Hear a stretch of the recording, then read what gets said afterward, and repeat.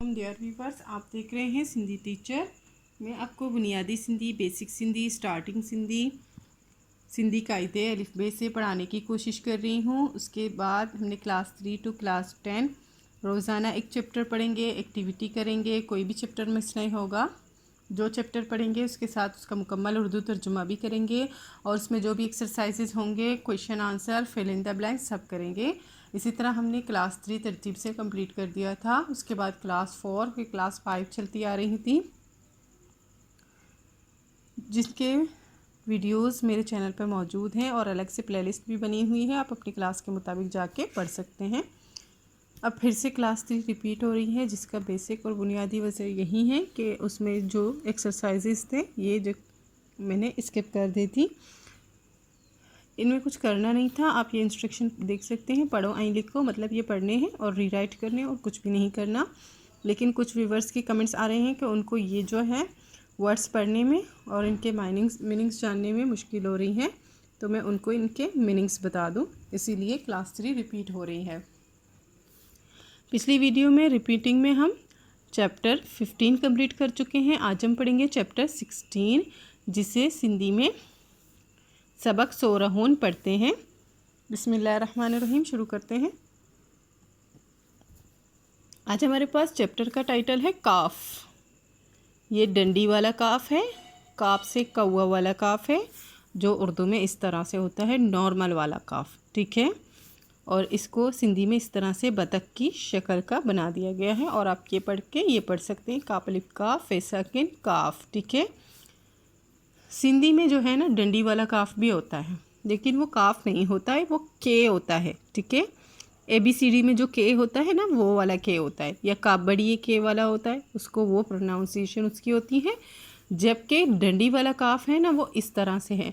लेकिन हम लोग अक्सर क्या गलती करते हैं, हम जो है ना सिंधी में काफ से किताब वाला वो वाला किताब वाला देखते हैं, कौवा वाला, तो हम समझते हैं बस ये दोनों सेम ही है, उर्दू और सिंधी में कोई फ़र्क नहीं है, जबकि ऐसा नहीं है।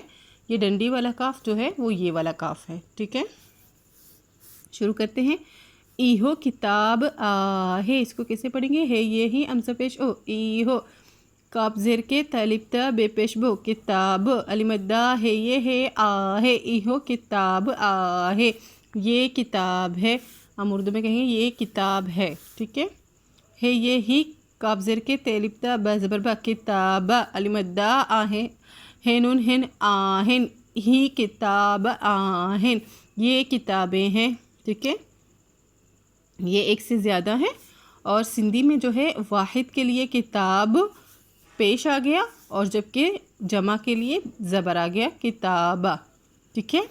और ये आही है, ये एक के लिए यूज़ होता है बड़ी ये है इसका मतलब है, और आहिन का मतलब है ये नुनगुन्ना है, ठीक है। तो हम इससे अंदाज़ा लगा सकते हैं कि यहाँ एक की बात हो रही है और यहाँ बहुत सारों की बात हो रही है।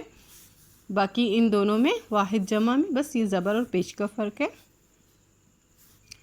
इहा कुर्सी आहे, है ये ही अमसा ज़बर आ, इहा का पेश को रेजरी सीन ये सी कुर्सी अलिमद्दा है ये है आहे, इहा कुर्सी आहे, ये कुर्सी है। हम उर्दू में भी ऐसे ही कहेंगे ये कुर्सी है। इहा ही इहो का मतलब है ये है ये, आही का और आही का मतलब है बड़िए है, आहिन का मतलब है ये नुनगुन्ना है। ही कुर्सियून आहेन, इसको कैसे पढ़ेंगे, है ये ही का पेश को रेजरी कुरी सीन ये वाव सून नुन साकिन, कुर्सियून अलिमद्दा है नुन हेन आहेन, ही कुर्सियून आहेन, ये कुर्सियाँ हैं। यहाँ कुर्सी एक की बात हो रही थी और यहाँ जो है कुर्सियों की बात हो रही है, इसकी जमा आ गई है और ये आही का भी जमा आहेन आ गया है, ठीक है। इसमें ज़्यादा वाहिद और जमा की है।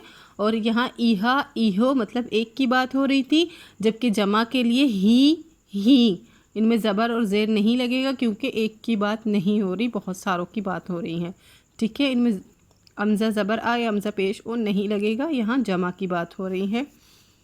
उसी के साथ ये पढ़ेंगे मश्क, पढ़ो आई लिखो पढ़ने हैं और इनको रीराइट करने हैं। कराची, कराची जो है पाकिस्तान का शहर है, आप जानते होंगे। कराची इसको सिंधी में भी यही कहेंगे, उर्दू में भी कहेंगे, क्योंकि कराची तो किसी जगह का नाम है, वो तो चेंज नहीं हो सकता। कश्मीर, कश्मीर भी जगह का नाम है, आप जानते हो कि पाकिस्तान में जगह है। और काबुल जो है अफ़गानिस्तान का दारुल हुकूमत है, वही जगह है वो भी। अगर इसको पढ़ाना मैं बता देती हूँ आपको। काफ ज़बर का रे अलिफ रा चे ये ची कराची, काफ ज़बर का शीन मीम ये मी रे साकिन कश्मीर, काफ अलिफ का बेलम बोल काबुल, काफ़िए के चे पेशो कीच। कीच जो है मकरान का इलाका है, मकरान जो मतलब बलूचिस्तान है, बलूचिस्तान का एक इलाका है, उसको केच कहते हैं। और बाकी ये कोई दूसरा कोई कीच वीच नहीं है, ये बस शहरों के नाम है, जगहों के नाम है, ठीक है। मीम काफ मक रेलिप्रान उन पेशनु मकरान, मकरान भी जो है बलूचिस्तान में एक जगह का नाम है। चेलिपचा लामलिपला का पेश को चालाक, चालाक को उर्दू में भी चालाक ही बोलते हैं, होशियार, चालाक, इस तरह से।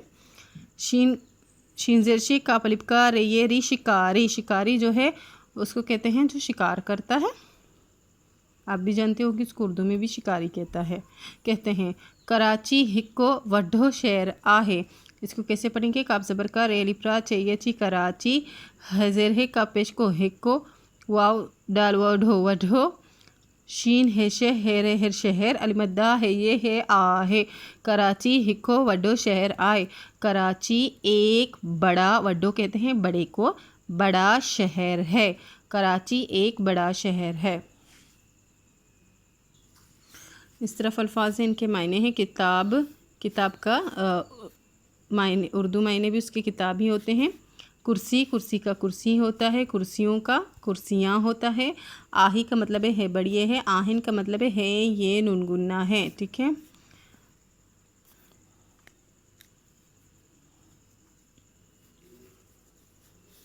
और ये है अल्फा वाहिद जमा, वाहिद जमा में किताब एक का है और किताब एक से ज़्यादा के हैं, ठीक है।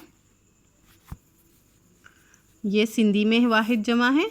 इसी तरह से ये कुर्सी है तो उसका जमा हो गया कुर्सियून, और इसके उर्दू में कुर्सी और इसकी हो गई कुर्सियाँ।